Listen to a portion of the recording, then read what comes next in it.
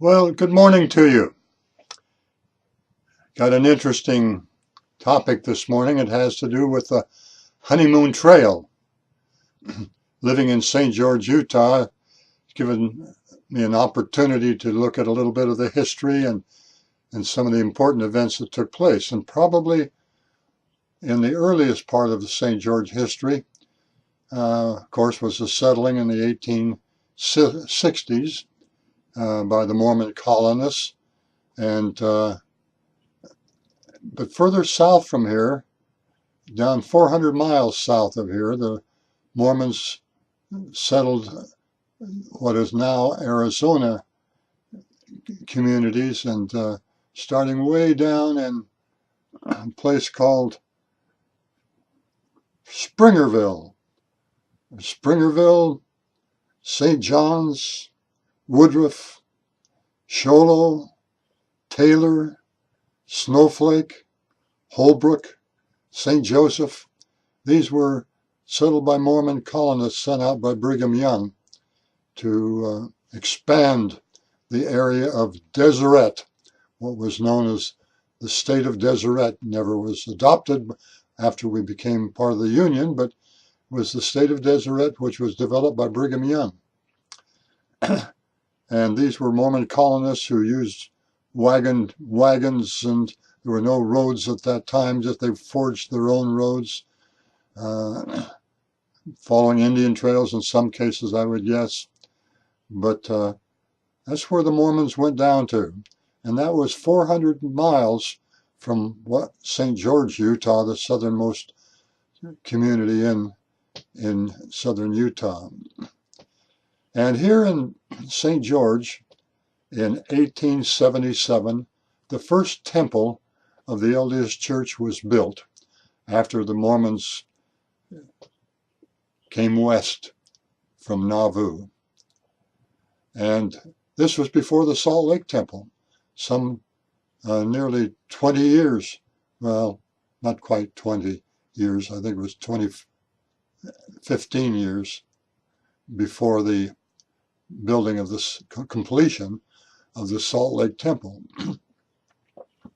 And the curious thing, or not curious, but the functional thing was if you lived in these southern Arizona communities, colonies, where were you going to be sealed in the church?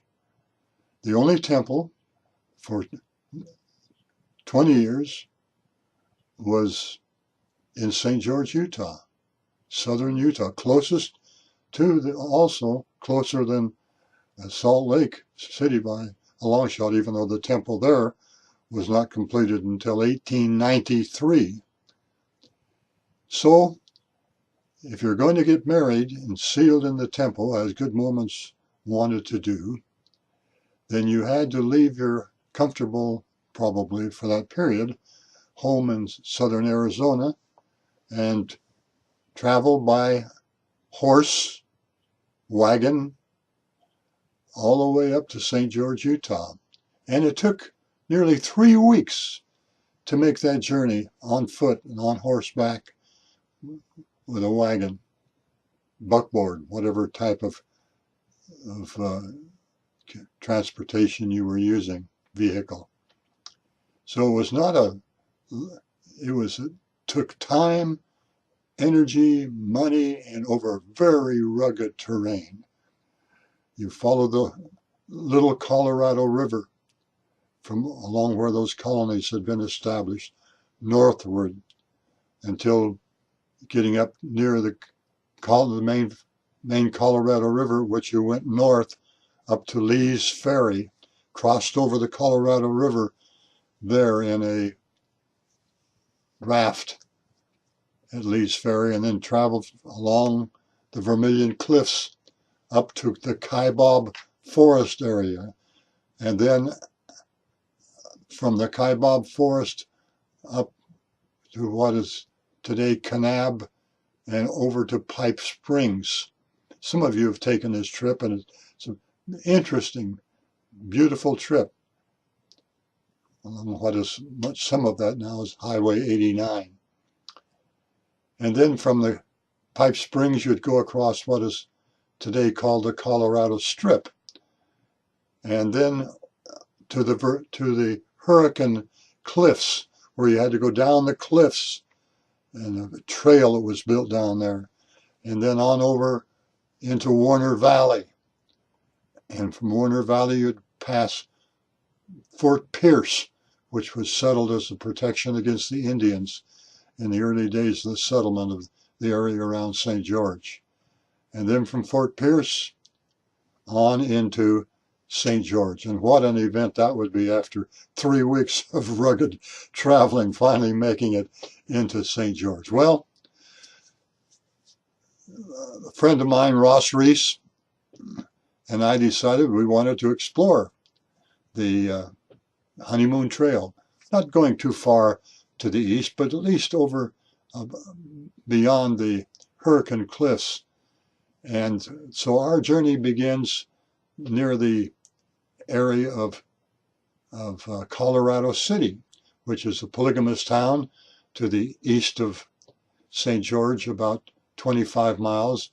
And then at Colorado City, we go south, directly south out of Colorado City on a dirt road, starting at about the point where the Colorado City Airport, a private airport, is located, and following a trail there south about 10 miles, and you come over a ridge of hills, drop down, and as you drop down into that flat area, just after you cross the hills, is where you pick up on the final part of the Honeymoon Trail. There are a couple of farmhouses close to those hills along there, that ridge of hills, and you have to go through those areas that are private land, really, to get on the Honeymoon Trail, so it's good to ask permission before you do that. And then you have to go through a number of barbed wire gates to keep the cattle in that are grazing in that area, and we're going to see that. Ross and I started at that point on the Honeymoon Trail, and here's a map that gives an overview of the trail, starting down the lower right, Springerville, St. Joseph, Woodruff, on up St. Joseph, on up past Tuba City, over to the right there, present-day Navajo Reservation, up through Lee's Ferry, crossing the Colorado River there, then on over to the west, finally getting to St. George. So this is what the trail pretty much looks like today. Not very marked, but you can still see where the trains, or the wagon trains and the carts, went through. On the left there is a sign that points out that it is the Honeymoon Trail. And then moving on down, you move into where one of those barbed wire gates is that you remove, and so your vehicle can get through and you can move on. And then down here you see two sets of roads. One is the one that's people take today, and then on my left there is where it was, so you can get a better idea.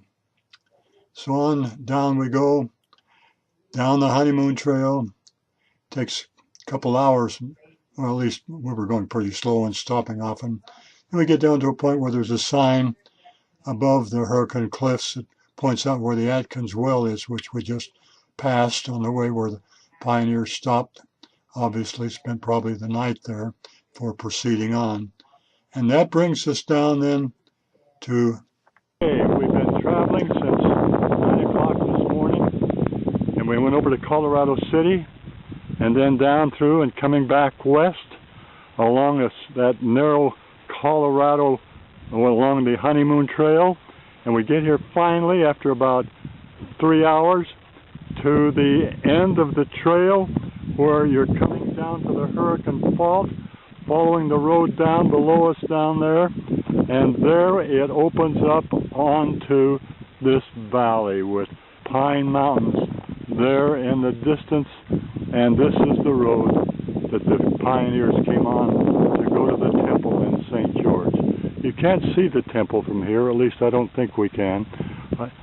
We're not up high enough, but there is Pine Mountains over there. And again down below, this is where... Now the road is so narrow and so steep that I wouldn't recommend any passenger car or two-wheeled vehicle taking it. Rather, it should be four-wheel drive. But as you get down on the other side and get down toward the bottom, looking back up to the east, then you can see this road from that angle, looking back now to the east. Quite steep, going clear up to where that knobby hill is up there. So that gives you an idea, and from here you can look out over the area. Stop. And here's a little more detailed look of the area near the bottom of the cliffs, looking now toward the north, toward what would be Hurricane, up that direction, and following around the beginning, the upper end of Warner Valley, beyond those cliffs over there, St. George in the far distance. Down below us, down through the valley itself, you can see the road continuing on down through Warner Valley. And up along the side now, looking toward the southwest, south, then up to the Hurricane Cliff. And there is Ross Reese, my buddy. That's it. Hey, Ross. Yeah. Good to see you again, fella. And then we start back now traveling to the west of Hurricane Cliffs, near what is called the area of Fort Pierce. We'll see that in a few minutes. Little hill located Fort just Pierce. behind me. This is looking back now Fort toward Pierce, the Hurricane Cliffs area, Utah, to the east, Washington County, all the way around. And here's one of the old settlers of Fort Pierce. And right there here. is Ross again. His name is Hey, Ross. Ross. Hey, Ross. Hey, Yeah, there you are. One of the old settlers.